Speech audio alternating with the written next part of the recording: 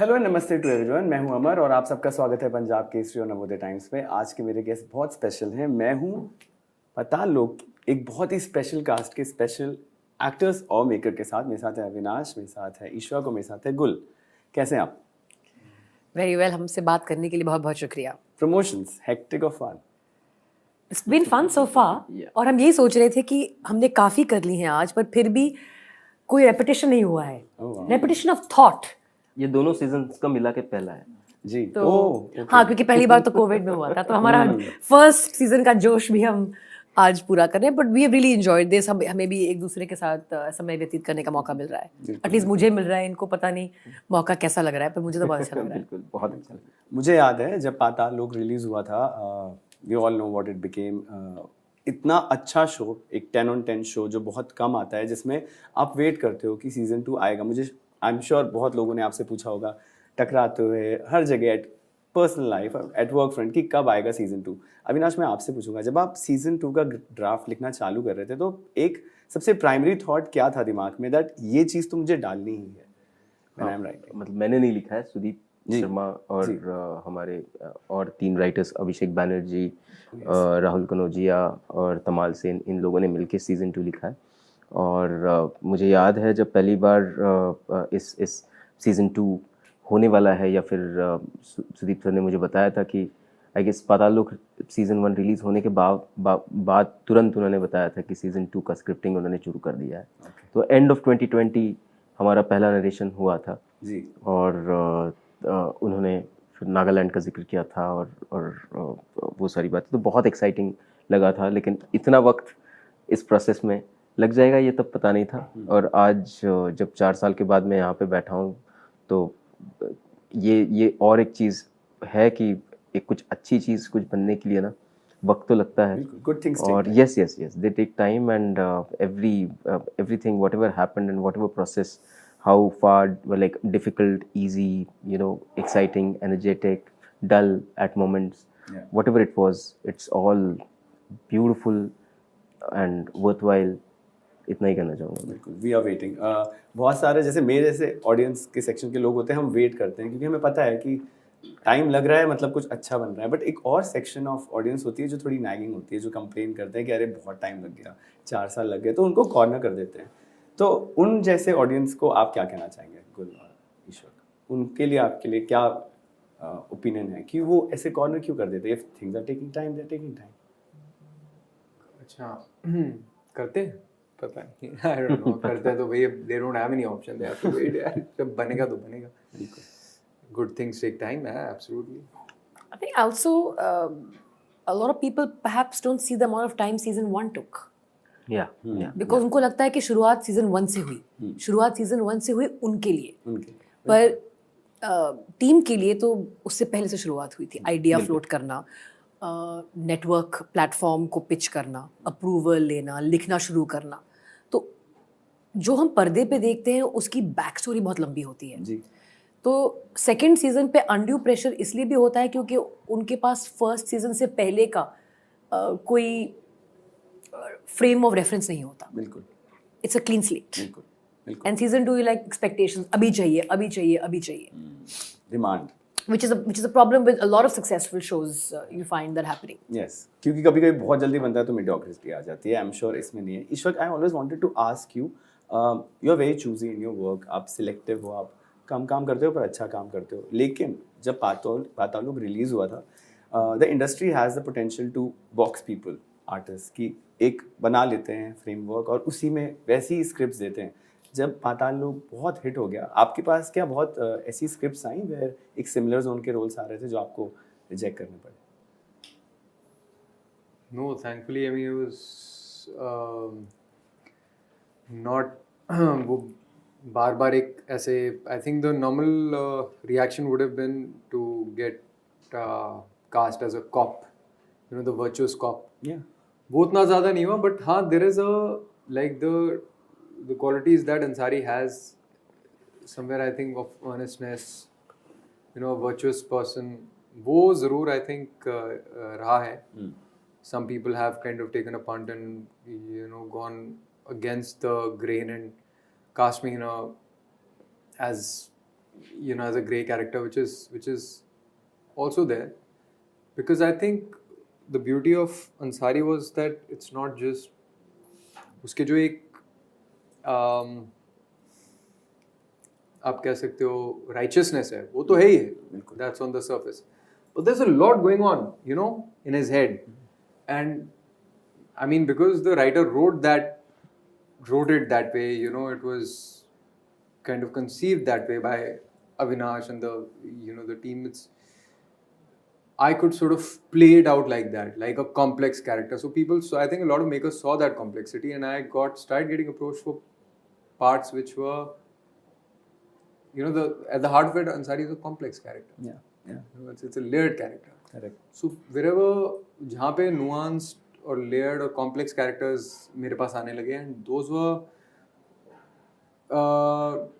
of different genres. You know, I can't say it was ये were all like of a similar type, which is great, which is something which I always, you know, find very exciting to do. Okay. Gul, similar question to you. आपको कभी ऐसा लगा कि एक particular kind of script है जो आपके पास बार-बार आती है, जो आप reject करते हो? Because after Paatolok, you, I think, broke that mold, क्योंकि it was very refreshing to see you playing Renu. She was very headstrong. She was a homemaker, but she had her own voice. I think refreshing is the right word, because I did play a character like this about 10-15 years before that in a film called Manorama 6 Feet Under. So it was a refresher. It was not a sort of a revelation. जी. पर audiences की जो याददाश्त होती है बहुत कम होती है. तो मुझे अच्छा लगता है कि जब मुझे ऐसे मौके मिले कि मैं पूरी रेंज अपनी एक्सप्लोर कर सकूं. हाँ, स्पेशली जब वो ऐसे एक किरदार के 6-7 महीने बाद आ रहा है, जब जो बिल्कुल ही इसके विपरीत हो. बिल्कुल. So I was grateful and very, very happy to be part of Paatolok, especially because of what Renu's character was. Because वो मेरे personal, जो मेरी एक छवि है, जो मेरी एक image है, जो मेरी एक perception है, उससे बहुत दूर है. बिल्कुल. And I think for me that's exciting. वो मुझे आकर्षित करता है. Definitely. अविनाश, मैंने कहीं पढ़ा था कि अगर सेट पे वाइब बहुत अच्छी है तो it eventually reflects on the screen. तो पातालोक के सेट की वाइब के बारे में बताइए. Was it a lot of serious work, एकदम कट टू कट सारे शूट से, because obviously it's serious work, और was it a party after the cuts? It's a serious party. Yeah, okay. but it's I would say बहुत ही calm, quiet और बहुत ही प्यारे लोग हैं यार सारे, सब हर कोई, मतलब एक्टर से लेके क्रू से लेके हमारे फर्स्ट एडी से लेके, और मतलब हमारे प्रोडक्शन डिज़ाइनर मुकुंद गुप्ता जो है, मतलब वो बहुत ही प्यारा काम और क्या उम्दा आदमी. और मतलब हमारा सारा बर्डन जो है, क्योंकि इस तरह का क्योंकि क्या है ना, वेब शो में ना कंटेंजेंसी नहीं होती ज़्यादा. You know, it's very things are very tight. Shooting days बहुत टाइट होते हैं सारे, सब कुछ.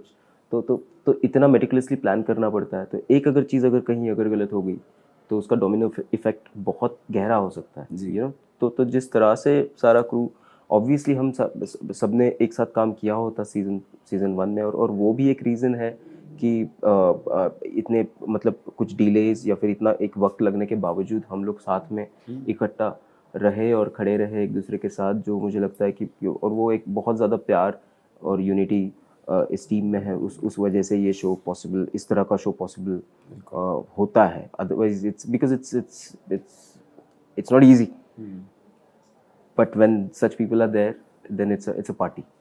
आई होप आप लोग इस शो की सक्सेस पार्टी करें. ईश्वर एंड गुल, मैंने कहीं ये पढ़ा था कि हर प्रोजेक्ट एक एक्टर को कुछ सिखाता है about their craft, that I can do this also, surprises them in a good way. Paatal Lok season 2 ने आप दोनों को क्या सिखाया about their craft, that you were like after seeing the shot, maybe if you have seen कि yes I did this, और I did this difficult emotion nicely. I'll wait for Ishwak to answer that, and then I'll use that time to think. I mean, I think that it's, you know, there are lots of moments in the scenes in the show that you wonder, yaar, you know, this is, you know, despite having done it many times over in different formats, films, plays, you just get a scene and you find it a little so far away from yourself. That thing comes to you that, you know, how am I going to do this? And I don't know how to answer it because that thing just happens so smoothly, organically on the sets of Paatal Lok कि जब वो हो जाता तो मुझे नहीं पता मैंने क्या motivation use की, मुझे नहीं पता कि मैं all the preparation just goes out of the window. All the your technique, your the breath work or whatever you want to do, it just goes out of the window and it's just happening. Like you literally, you know how they say आप सुनते हो कि just surrender, just be in the moment and all. It takes a lot probably. It takes all that prep, all that years of work to get there. And once you're there, it just evaporates. Scares the hell out of you because you're like, ये क्या हो रहा है? I'm not doing anything. It's like, Matrix. It's like I'm dodging bullets. He doesn't know he's dodging bullets. But he is. तो वो कहीं ना कहीं आई थिंक वैसी ये एक ट्रांसेंडेंटल चीज़ मैंने बड़ा कम एक्सपीरियंस किया है. अब अगर आप मुझे बोल दो वो scene once it rolls out, the scene in the jeep, I don't know how it happened. या करेक्ट.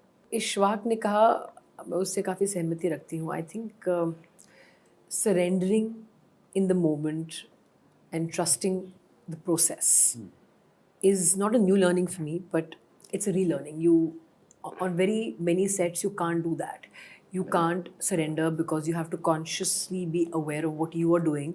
क्योंकि शायद आपको कभी शायद ऐसा हो सकता है कि आपको full comfort ना हो जी. जो टीम है, मतलब कि कैसे बनेगा, क्या होगा. बट यहाँ पर एक सरेंडर करने की जो, like how you jump out of a plane if you're a skydiver. There is a certain surrender to it. Correct. If you keep thinking, oh, will I shout, what will happen, what if the parachute doesn't open, all that can happen. There is also a probability it could happen, statistically it can happen. पर एक बार जब आप jump कर जाते हो ना, it's freeing. It's scary, but it's freeing. And there could be scenes जो बहुत पेपर पे जब आप पढ़ो आपको लगे इतना कुछ कैसे कर रही है, वो ये भी कर रही है, ये भी कर रही है, बात भी कर रही है, खाना भी बना रही है, ये भी कर रही है, and yet make it look smooth and natural, not make it look contrived कि सेटिंग की है. तो एक सरेंडर करना उस मोमेंट में. और दूसरा जो बहुत सहायता मिलती है टीम की तरफ से, वो ये है कि वो हमेशा आपको बुलाते हैं और बोलते हैं आप कैसे करना चाहोगे. Then you give your input and then the scene is blocked. It's not like one of those sets the cameras are already fixed. Okay, camera लग चुका है, अब आप यहाँ से ऐसे करो. एक आध बार कभी सिनेमैटिक शॉट लग जाता है, but I think 9 times out of 10 the scene is blocked first, and then Avinash would decide where to place the camera. It's not always the case. Cameras are always, more often than not, already framed and there, and actors are told that this is your area to move in, which is also not a bad approach, but it's a different approach. Yeah, I get anxiety. When that happens. Yeah, when that happens, like, okay, this is what it is. I never realized, like, sometimes it's just, कई बार होता था ना, आपको लगता है मैं बंद गया हूँ, मुझे समझ नहीं आ रहा क्या हो रहा है. Why is it not happening? Why is it? And it's just about one little placement because you are boxed in, literally. And you break that, you just tell the guys, instead of like getting bogged down by the moment and saying something's wrong with you, just take in from an objective lens, zoom out and see something's not right. My position vis-a-vis the co-actor, it's something, the lines that I'm saying, or is it, there's something. And with that tweak, you can just kind of open that up, break that restriction and sort of come out of it.